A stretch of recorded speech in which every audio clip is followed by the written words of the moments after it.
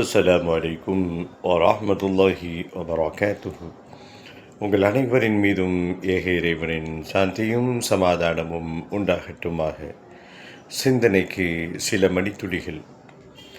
இன்றைய நாள் இனிய நாளாக மலர்வதற்கு இந்நாளினுடைய எல்லா நனவுகளையும் பரக்கத்துகளையும் அல்லாஹ்விடத்திலே இதுகரமேந்தி மனமுவந்து கேட்கிறோம்.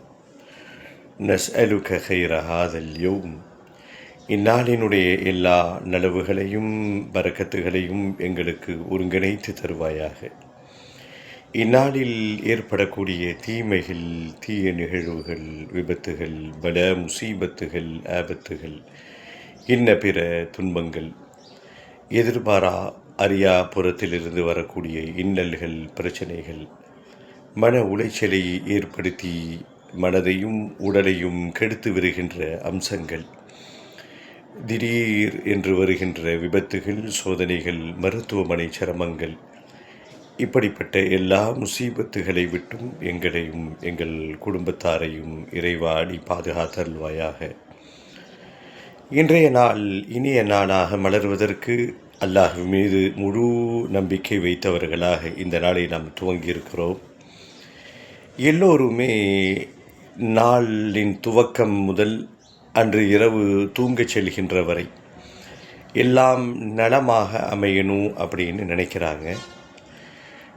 சிலர்கள் அதற்காக வேண்டி ஏற்பாடுகளை, சில ஆயத்து வேலைகளை செய்கிறார்கள்.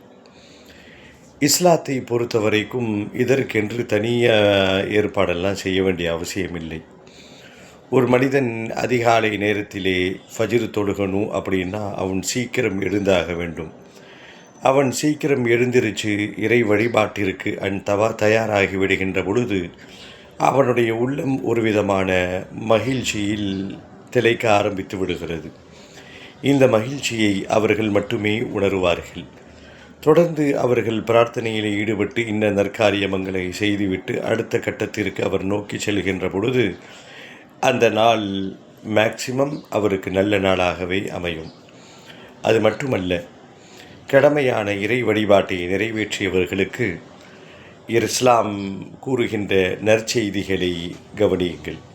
தொடர்ந்து பயணிப்போம், பேசுவோம் இன்ஷா அல்லாஹ்.